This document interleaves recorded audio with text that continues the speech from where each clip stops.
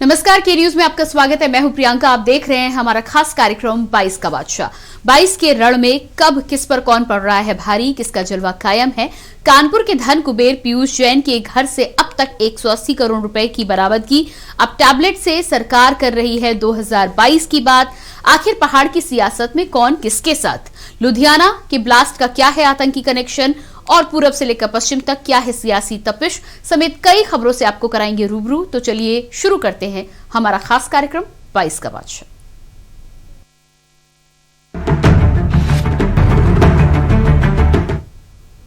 सबसे पहले बात करेंगे अब तक 180 करोड़। उत्तर प्रदेश के कानपुर में इत्र कारोबारी पीयूष जैन के घर मिले खजाने की चर्चा चारों ओर बनी हुई है। इत्र कारोबारी पीयूष जैन के घर से आयकर विभाग और डीजीजीआई की रेड में इतने पैसे मिले कि नोट गिनते गिनते अफसर तो क्या मशीनें भी थक रही हैं। कानपुर के धन कुबेर पीयूष जैन के घर लगातार 36 घंटे तक चली छापेमारी से अब तक करीब 180 करोड़ रुपए की बरामदगी हो चुकी है। दरअसल पीयूष जैन के घर से मिले 180 करोड़ रुपए को 80 बक्सों में भरा गया और कर्मचारियों की मदद से बैंक तक पहुंचाया गया है। हालांकि छापेमारी के दौरान घर के अंदर और बाहर दोनों जगह पुलिस बलों की तैनाती थी। फिलहाल सूत्रों की माने तो आयकर विभाग की टीम अब भी पीयूष जैन के घर नोटों की गिनती कर रही है।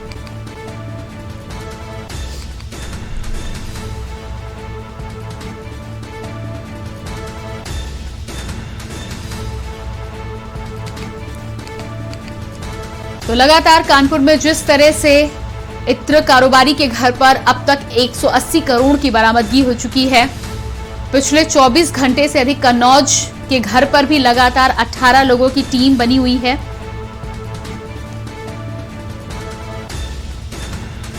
लगातार पिछले 24 घंटे से अधिक का समय बीत चुका है। टीम के सदस्य, डीजीजीआई की टीम के सदस्य कन्नौज के घर पर अभी भी लगातार छापेमारी की कार्रवाई के दौरान लगभग 18 लोग। और इसी खबर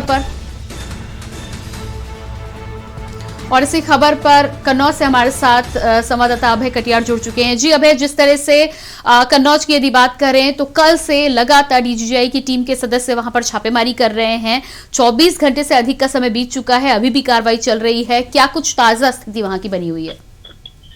जी, आपको बता दें कि यहाँ पर एक जो पीयूष जैन जी का पैतृक घर है, उसी के पास में एक घर और है, और जिसको लेकर अभी उनके दोनों बेटों को लेकर इसका ताला काटा गया है और काटकर पूरी टीम अंदर जा चुकी है और इस घर में भी खोजबीन चालू है। जी बिल्कुल, तो जिस तरह से आप जानकारी दे रहे हैं, यानी कि पीयूष जैन, प्रत्यूष जैन के घर के साथ ही से जुड़ा हुआ जो घर है उससे भी कहीं ना कहीं संदिग्ध माना गया है। अब उसमें भी छानबीन और जांच पड़ताल डीजीजीआई के सदस्यों के द्वारा की जा रही है। सदस्यों की यदि हम बात करें तो कन्नौज के घर में भी जिस तरह से लगातार छापेमारी चल रही है, लगभग कितनी रकम अभी तक बरामद कर ली गई है? अभी ये तो खुल के नहीं आ रहा है, मगर सूत्रों से, अंदर से कुछ सूत्रों के हवाले से जानकारी आ रही है कि लगभग अभी तक 4 करोड़ रुपए बरामद हो चुका है। जी बिल्कुल, जानकारी ये भी मिल रही थी कि कन्नौज के घर में लगभग 2 दर्जन से अधिक लॉकर तोड़े गए हैं। जी, अभी भी लगभग इस घर में बताया जा रहा है, जो लॉकर तोड़ने वाला लड़का आया था वो बता रहा 25 से 30 लॉकर हैं इस घर में। जी बिल्कुल, तो कन्नौज के पीयूष जैन के घर में 25 से 30 लॉकर अभी बने हुए हैं, जिनको लेकर लगातार गिनती भी मानी जा रही है कि अभी चल रही है। उसके साथ ही साथ आपका जिस तरह से कहना है कि साथ ही लगे हुए घर में भी अब छानबीन अधिकारियों के द्वारा शुरू कर दी गई है। आप हमारे साथ बने रहिएगा। हमारे साथ कानपुर से मधुर मोहन भी जुड़ चुके हैं। मधुर, जिस तरह से कन्नौज से अभय इस बात की जानकारी दे रहे थे कि पीयूष जैन के एक घर में तो छापेमारी की ही गई है, कल से लगातार वहां पर डीजीजीआई के सदस्यों की टीम बनी हुई है, साथ ही साथ उसके पास ही के लगे हुए घर में भी अब छानबीन की शुरुआत कर दी गई है। 180 करोड़ की बरामदगी तो अभी तक हो चुकी है, नोटों की गिनती अभी भी जारी है। क्या लगता है आपको कि अभी और ये मामला कहां तक पहुंच सकता है? जी बिल्कुल, यदि हम कानपुर बात करें, कानपुर जो जिनका घर है आनंदपुरी में, जहां पे पिछले 40 घंटे से जो रिकवरी हुई है 180 करोड़ रुपए की, अपने में एक बहुत बड़ी बात है। मुझे लगता है कानपुर सबसे बड़ी रिकवरी अभी तक डीजीजीआई की टीम ने की है। और इनके जो दोनों बेटे, उनको कल ही हिरासत में लिया गया था। कल रात देर रात जब इसकी यहाँ पे जो छापेमारी थी, जब वो बंद की गई, तो रात को 2:30 बजे डीजीजीआई की टीम पीयूष जैन को भी निकल गई थी यहाँ से। जो दस्तावेज है उनको भी यहाँ से निकल के, लेकिन जो पैतृक गांव, इनका जो पैतृक घर है कन्नौज में, वहां पे पिछले 24 घंटे छापेमारी चल रही है। कहीं ना कहीं जितना अनुमान लगा, जब 170-80 करोड़ जब कानपुर में मिला तो हो सकता है वहां भी मिला, क्योंकि कानपुर ज्यादा वो वहीं पैतृक घर पे अपने रहते थे। और सबसे बड़ी बात है जो कागज बरामद हुए हैं, जो बरामद करके ले गई है टीम, ले गई है, उसमें जो इनके जो कारोबारी और इनके साथ के जो इनके बहुत मिलने वाले थे, कहीं ना कहीं उनके खिलाफ भी कहीं ना कहीं ये कार्रवाई होगी, क्योंकि जो टीम लगी थी, टीम में जो टीम के अधिकारी से जो बात हुई थी, लेकिन बात करने उन्होंने प्रेस नोट एक जो जारी किया था जिसमें उन्होंने 150 करोड़ की बात कही थी, लेकिन कल रात को 2:30 बजे की बात करें तो रात को 2:30 बजे उन्होंने 170 करोड़ की बात बताई थी कि 177 करोड़ यहाँ बरामद हुआ है, लेकिन बात यहाँ 180 करोड़ की आ रही कि 180 करोड़ बरामद हुआ है। हम कन्नौज की बात करें, कन्नौज में पैतृक घर जो 2 घर है, 2 घर में अभी भी छापा निकल रही है और वहां भी आशंका है कि ऐसा ही पैसा वहां भी निकलेगा। जी बिल्कुल मधुर, जिस तरह से कन्नौज और कानपुर में तो छापेमारी चल रही है, लेकिन यदि इत्र कारोबारी की कारोबार की बात की जाए तो कानपुर और इसके अलावा कन्नौज के साथ ही साथ नोएडा और भारत के बाहर भी कई देशों में कारोबार बताया जा रहा है। तो क्या लगता है आपको कि आगे टीमों की छापेमारी इन तमाम जगहों पर भी हो सकती है? जी बिल्कुल, यदि हम बात करें जैसे कि इनके साथ के और भी जो हैं, जैसे आज एक मिश्रा कोई थे कारोबारी, उनके भी छापे, तो इनके साथ जुड़े जितने भी पहलू हैं, जितने लोग भी कारोबारी से जुड़े हैं, तो सबके छापे में चल रही है। कहीं ना ये अभी ये मामला और लंबा जाएगा, क्योंकि अब पैतृक गांव के बाद फिर जो और भी इनके रिश्तेदार हैं, जैसे आज नगर में एक जगह छापेमारी हुई, उसके बाद दिल्ली, बॉम्बे कहीं में, तो हर जगह छापे में ये मामला भी और बढ़ेगा, क्योंकि 180 करोड़ चुनाव समय बरामद होना अपने में बड़ी बात है। जी बिल्कुल। तो मधुर, लगातार जिस तरह से 180 करोड़ की नकदी की तो हम बात कर ही रहे हैं, लेकिन उसके साथ ही साथ अचल संपत्ति की यदि हम बात करें तो क्या उसमें भी दस्तावेजों को खंगाला जा रहा है, जिस तरह से कार्रवाई आगे की जा रही है? कल जो पीयूष जैन रात को 2:30 बजे तक इनको हिरासत में लिया गया था, जब यहाँ से 80 बक्से निकाले गए और जो 17 मशीनों से गिनती हो रही थी, वो 17 मशीन जो निकाली गई, उसके बाद वहां से एक लॉकर भी ले गए। उस लॉकर में जैसा बताया जाए, जो उनके जो आज सुबह हम लोगों ने जो उनके ड्राइवर से, पीयूष जैन ड्राइवर थे जो वहाँ जो रखवाली करते हैं घर की, उनसे बात हुई तो उनका कहना था कि इसमें ये कागज रखते थे जरूरी, तो जो कागज ले गए उस कागज में कहीं ना कहीं खंगाला जाए तो जो करीबी होंगे, जो इनके और भी जो मकान होंगे, सब जब्त करके जो भी कार्रवाई होगी वो आगे और बढ़ाई जाएगी। जी बिल्कुल, लगातार हमारे साथ जी अभय, इस तमाम जानकारी के लिए और साथ ही साथ मधुर, इस तमाम जानकारी के लिए आप दोनों ही लोगों का बहुत बहुत शुक्रिया। तो इत्र कारोबारी के घर पर जिस तरह से छापेमारी के दौरान 180 करोड़ रुपए की बड़ी रकम अभी तक बरामद की गई है, लगातार कानपुर में 40 घंटे से और कन्नौज में 24 घंटे से अधिक का समय बीत चुका है, अधिकारियों के द्वारा अभी भी कार्रवाई जारी है। और अब बात करेंगे कौन किसके साथ, लेकिन एक छोटे से ब्रेक के बाद। आप देख रहे हैं के न्यूज, खबरों का सारथी। 2017 से पहले कर्ज के बोझ तले दबा था किसान। 2017 के बाद कर्ज माफी से हुआ है खुशहाल। फर्क साफ है। 2017 से पहले भैंस ढूंढने वाली पुलिस 2017 के बाद अपराधियों को काबू करती है। फर्क साफ है। 2017 से पहले जो लड़के हैं गलती हो जाती है बोलकर छूट जाते थे। 2017 के बाद उन अपराधियों पर होती है कार्रवाई। फर्क साफ है। 2017 से पहले मेरठ से दिल्ली पहुंचना था 2 भर। 2017 के बाद दिल्ली बस 1 घंटे 2। फर्क साफ है। जुबान के लिए उड़ चला गैरों की ज़मीं पर, खुशबू अपने पन की ढूंढता और दूर कितना भी जा, इस जुबान से दूर ना जा पाओगे। रुमल बोलो जुबान केसरी। ये है टीम सेफ किचन। ये गैस वाला क्यों सोचा, मतलब इसके पीछे आपकी सोच क्या थी, क्यों कर रहे हो ये सब? न्यूज़पेपर्स में आए दिन ये खबर आती रहती है कि गैस लीकेज से ये एक्सीडेंट हो गया, और हम श्रम एरिया से बिलोंग करते हैं तो वहाँ पे भी ऐसे एक्सीडेंट्स आए दिन होते रहते। तो जो हमारा ये प्रोडक्ट है ये आपको इंडिकेट कर देगा कि आपके सिलेंडर से गैस लीक कर रही है, एंड साउंड बजर बजेगा। आप सब ने एक बहुत बड़ी समस्या को पकड़ा कि झुग्गियों में आग लग जाती है। आपके आइडिया को बहुत बधाई, और जिस पैशन से आप लोग इसमें लगे हो। और अब आ रही है टीम रंग बहार। कैसे बनाते हो, ये क्या है? हम मतलब नॉर्मली वाइट कपड़ा लाते हैं, फिर चने हो गए, चावल, दाल, मैक्रोनी, इन सब से हम उसको टाई अप करके एक साइड से बांध के फिर हम इसको गर्म पानी में नमक डाल के हम इस कपड़े को उसमें डाई करते हैं। दिव्या जी तो गारमेंट बैकग्राउंड से, उन्होंने भी नहीं देखे ऐसे टैसल, और मैं भी NIFT से पढ़ा हूँ, मैंने भी नहीं देखे। यस सर, हम जहाँ जाते हैं हमें ऑर्डर मिल जाते हैं। अब मिलते हैं LED सॉल्यूशन से। ये आइडिया क्यों है? सर क्योंकि हम लोग ऐसे गांव से आते हैं जहां पर अक्सर शाम के टाइम लाइट चली जाती है और रात में नहीं आती है, और जो वहां के लोग हैं जैसे महिलाएं हैं उनको खाना बनाने में, और जो बच्चे हैं उनको पढ़ने में दिक्कतें आती हैं। कहाँ रहते हो? यूपी से बिलोंग करते हैं, बट अभी छतरपुर में रहते हैं। आपने गाँव के दर्द को फील किया, उन इलाकों के दर्द को फील किया जहाँ लाइट कम आती है। Yes sir. दिल्ली में आके रह रहे, पढ़ाई कर रहे बच्चे। Yes sir. बहुत शानदार, thank you sir. Business blasters के इस एपिसोड में इन्वेस्टर्स का कितना इन्वेस्टमेंट मिलेगा इन तीनों टीम्स को, देखिए इस रविवार शाम 7 बजे। आप देख रहे हैं के न्यूज, खबरों का सारथी। ब्रेक के बाद बात करेंगे कौन किसके साथ। उत्तराखंड में चुनावी सरगर्मियों के बीच राजनीतिक पार्टियों में प्रेशर पॉलिटिक्स और डैमेज कंट्रोल की स्थितियां देखी जा रही हैं। एक तरफ कांग्रेस में हरीश रावत का मामला शुक्रवार को किसी तरह शांत हुआ, तो भाजपा में हरक सिंह रावत के गुस्से के चलते एक तूफान आ गया। इस्तीफा देने की बात कहकर कैबिनेट बैठक से निकल गए हरक सिंह रावत की शनिवार को लोकेशन सुबह तक ट्रेस नहीं हो सकी, तो उत्तराखंड की सरकार और भाजपा मिलकर रावत को मनाने में जुटी रही। इस मान मनोबल की पूरी कसरत में केंद्रीय मंत्री अमित शाह से लेकर उत्तराखंड के नेताओं तक ने भूमिका निभाई। हरक सिंह रावत को मनाने के लिए मुख्यमंत्री पुष्कर सिंह धामी से लेकर अमित शाह तक और मामले से जुड़े तमाम नेताओं ने हरक सिंह से बातचीत की। इसके बावजूद शनिवार सुबह पार्टी ने साफ तौर पर कह दिया कि हरक सिंह नाराज नहीं है और न ही किसी नेता के बीजेपी छोड़कर जाने की कोई संभावना है। हरक सिंह के विधानसभा क्षेत्र कोटद्वार में मेडिकल कॉलेज के लिए भी सरकार मान चुकी है।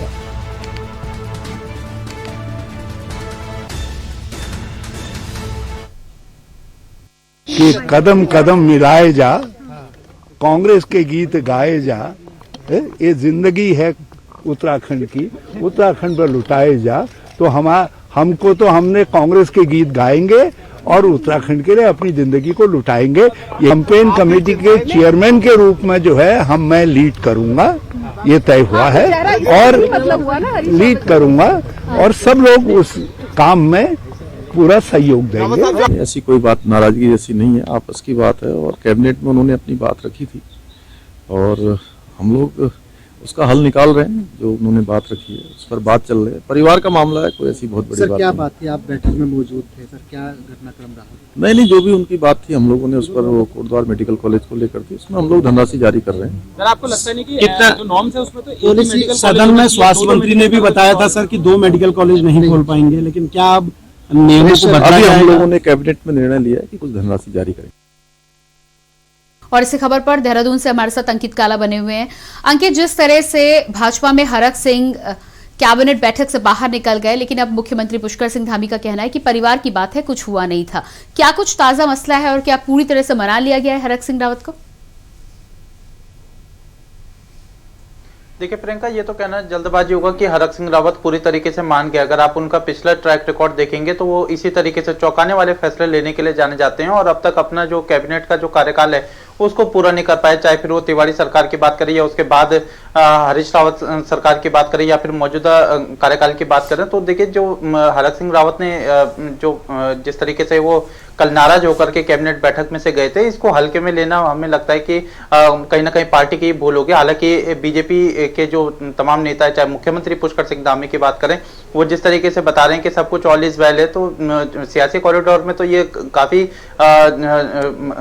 गंभीर स्थिति है प्रियंका। और हमें लगता है कि अभी जैसे चुनाव नजदीक आएंगे उसी तरीके से ये सब चीजें हमें और भी ज्यादा देखने को मिलेगी। जहां तक हरक सिंह रावत की बात है तो 2016 का प्रकरण आपको याद करना होगा, जिस समय विधानसभा के सत्र के दौरान वो पूरी तरीके से सत्र की कार्रवाई में प्रतिभाग कर रहे थे, वहां पर बतौर कृषि मंत्री के तहत एक जानकारी दे रहे थे, लेकिन उसके बाद वो क्या हश्र उन्होंने हरीश रावत सरकार का करा वो सबको ज्ञात है। तो हमें लगता है कि अभी बीजेपी हाईकमान की ओर से लगातार इस मामले का संज्ञान लिया जा रहा है प्रियंका, और राज्य सरकार की ओर से कोशिश की जा रही है कि हरक सिंह रावत को मनाया जा सके। और चूंकि चुनावी साल है और सरकार नहीं चाहेगी कि किसी भी तरीके से एक ऐसा मुद्दा विपक्ष को मिले या उनकी सरकार को परेशान करने वाले जो ऐसी चीजें खड़े सामने आए, तो हम आने वाले समय में देखना होगा हरक सिंह रावत क्या कुछ स्टैंड लेते हैं। जी बिल्कुल, इस पूरे मामले में जिस तरह से मुख्यमंत्री पुष्कर सिंह धामी का कहना है कि उनके विधानसभा क्षेत्र में मेडिकल कॉलेज को लेकर कहीं ना कहीं नाराजगी बनी हुई थी, जिसको लेकर अब सरकार मान चुकी है, क्या यही केवल एक मुद्दा था या और भी कुछ मसले हो सकते हैं? देखिए कई मुद्दे थे प्रियंका, जो हरक सिंह रावत के अगर हम पिछले त्रिवेंद्र सिंह रावत के कार्यकाल में देखें तो वो काफी नाराज थे। उनके खुद के जो कर्मकार बोर्ड के पूरा भंग कर दिया था, वो खुद अध्यक्ष थे। त्रिवेंद्र सरकार में भी वो काफी परेशान थे। उसके बाद तीरथ सिंह की सरकार आई जो कुछ समय तक रही, वहां पर भी वो कुछ खास नहीं कर पाए। इसके बाद भी वो लगातार तमाम जो अपनी कोटद्वार के लिए की जनता के लिए जो प्रयास थे वो करने की कोशिश कर रहे थे कि जो उन्होंने वादे करे थे उसको किस तरीके से पूरा किया जा सके। अंकित, इस तमाम जानकारी के लिए आपका बहुत बहुत शुक्रिया। तो अब उत्तराखंड में कौन किसके साथ है, इस बात को लेकर तमाम पार्टियां दावा तो कर रही हैं, लेकिन ये आगामी समय ही बताएगा कि वाकई में ये तमाम लोग साथ हैं भी या नहीं।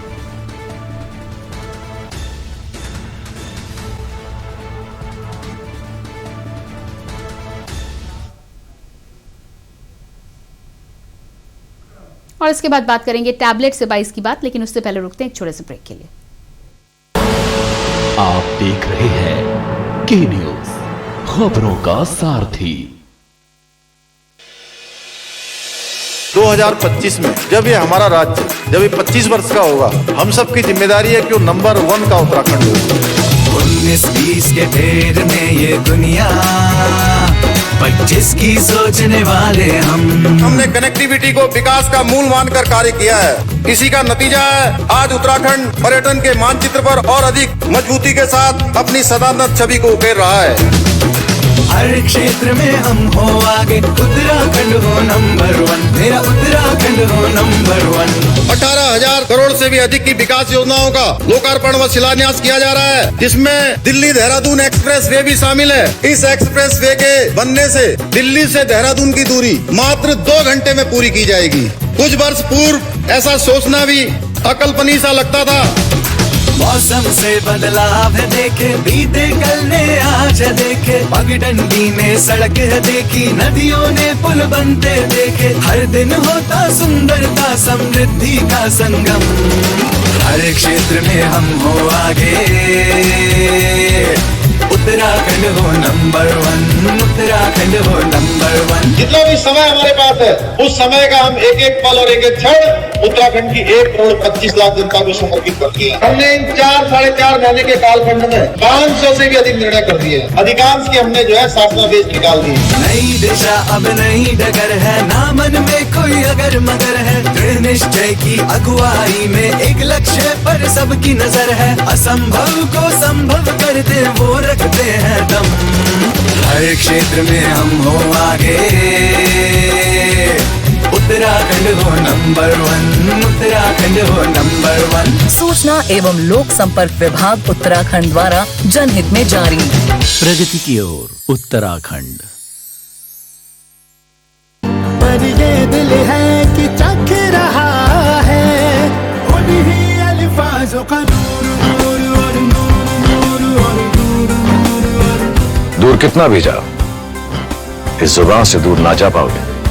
विमल, बोलो जुबान केसरी। आप देख रहे हैं के न्यूज, खबरों का सारथी। और अब बात करेंगे टैबलेट से 22 की बात। यूपी में विधानसभा चुनाव का बिगुल बज चुका है, मगर उससे पहले फ्री की सेल की मार्केट पूरी तरह से सज चुकी है। बीते दिनों जहां कांग्रेस महासचिव प्रियंका गांधी ने स्कूल और कॉलेजों की छात्राओं को स्मार्टफोन और लैपटॉप बांटने की घोषणा की थी, तो वहीं पिछले चुनाव में अखिलेश यादव ने भी ये घोषणा की थी कि वो प्रदेश के सभी युवाओं को लैपटॉप बांटेंगे। वहीं शनिवार को यूपी के सीएम योगी आदित्यनाथ पूर्व प्रधानमंत्री अटल बिहारी वाजपेयी की जयंती के मौके पर विभिन्न पाठ्यक्रमों के अंतिम वर्ष के विद्यार्थियों को फ्री स्मार्टफोन और टैबलेट वितरित करेंगे। आज इस योजना के पहले चरण की शुरुआत की गई।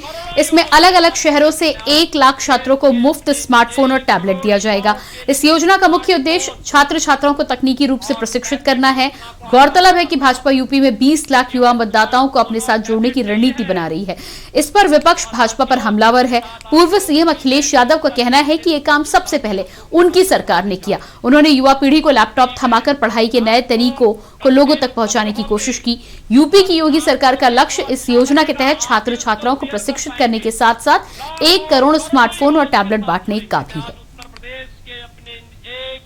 आज उत्तर प्रदेश के अपने 1 करोड़ युवाओं के लिए जिस स्मार्टफोन और टैबलेट योजना को आज लागू कर रहा हूं, ये केवल स्मार्टफोन और टैबलेट नहीं है, युवा साथियों, इसके साथ आपको फ्री में डिजिटल एक्सेस की सुविधा भी हम लोग उपलब्ध करवाने जा रहे हैं।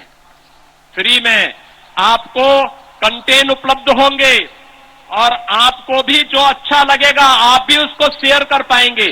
लाखों और करोड़ों युवा उसके साथ जुड़ेंगे और नई शिक्षा नीति प्रधानमंत्री मोदी जी ने लागू की है। इस नई शिक्षा नीति के साथ जुड़ करके हम भारत को दुनिया की एक महाशक्ति की ओर अग्रसर करने में हम कामयाब होंगे। इस विश्वास के साथ आज यहां पर 1 करोड़ युवाओं के लिए टैबलेट और स्मार्टफोन वितरण की इस कार्रवाई आप 60,000 नौजवानों से मैं प्रारंभ कर रहा हूं।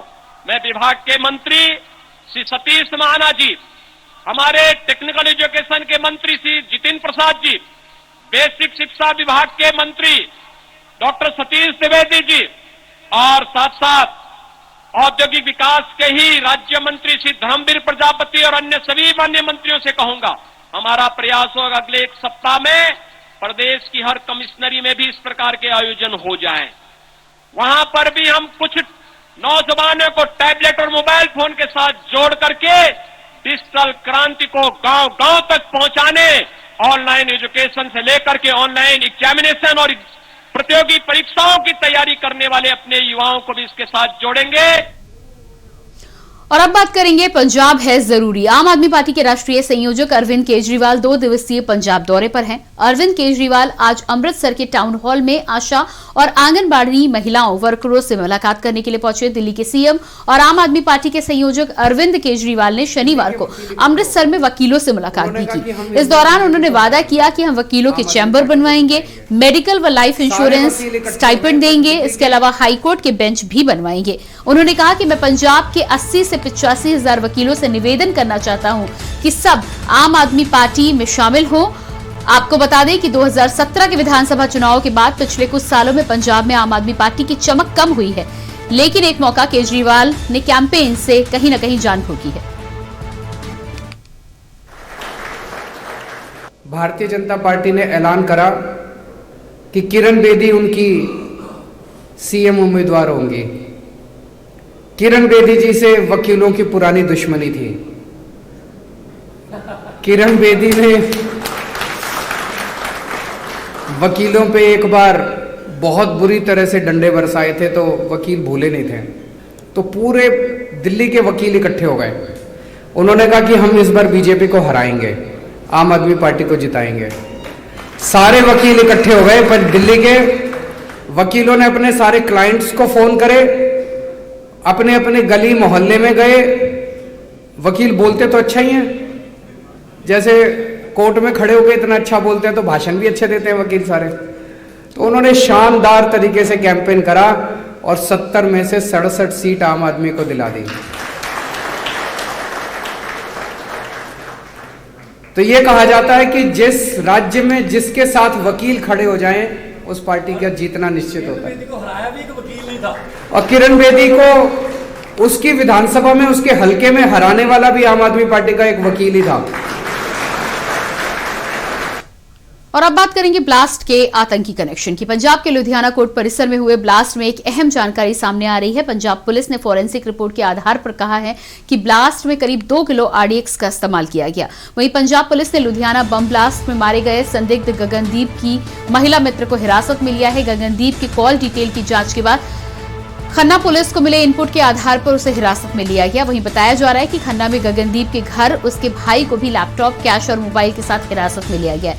फिलहाल दोनों से पूछताछ चल रही है। पंजाब के पुलिस महानिदेशक सिद्धार्थ चट्टोपाध्याय ने कहा कि गुरुवार को लुधियाना कोर्ट परिसर में हुए विस्फोट की जांच के दौरान खालिस्तानी तत्वों, गैंगस्टर और ड्रग तस्करों के लिंक मिले हैं। सब तो ਵੱਡਾ ਇਹਦਾ ਉਦਾਹਰਨ ਜਿਹੜਾ ਹੈ, ਜਿਹੜਾ ਸਬੂਤ ਮਿਲਿਆ ਸਾਨੂੰ ਲੁਧਿਆਣੇ ਜਿਹੜਾ ਕੋਰਟ ਕੰਪਲੈਕਸ 'ਚ ਬਲਾਸਟ ਹੋਇਆ ਹੈ। But I'm proud to say that the Punjab police team, with each element, officers, the local police, the forensic science team, with the support from the center, ਸਾਡੇ internal intelligence units, they have done an excellent job. And within 24 hours, 24 घंटे ਦੇ ਵਿੱਚ unravel ਕੀਤਾ ਇਹਨੂੰ। और इसी खबर पर पंजाब से ब्यूरो चीफ विनोद गुप्ता हमारे साथ बने हुए हैं। जी विनोद, जिस तरह से ब्लास्ट के आतंकी कनेक्शन की बात हो रही है, आरडीएक्स के इस्तेमाल की बात हो रही है, क्या कुछ ताजा जानकारी आपके पास है?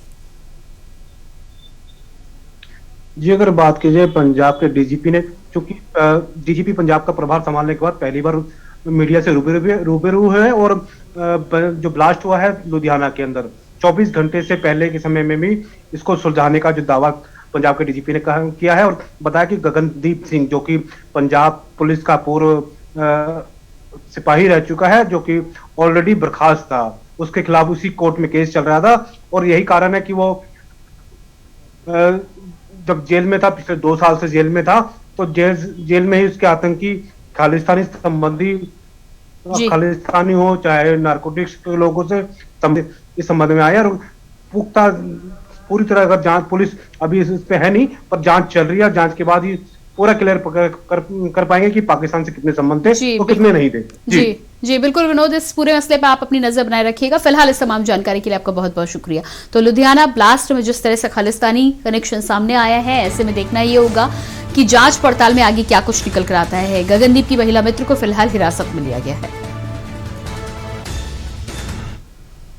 और इसी के साथ 22 का बादशाह में इतना ही। बाकी खबरों के लिए बने रही के न्यूज इंडिया के साथ। नमस्कार।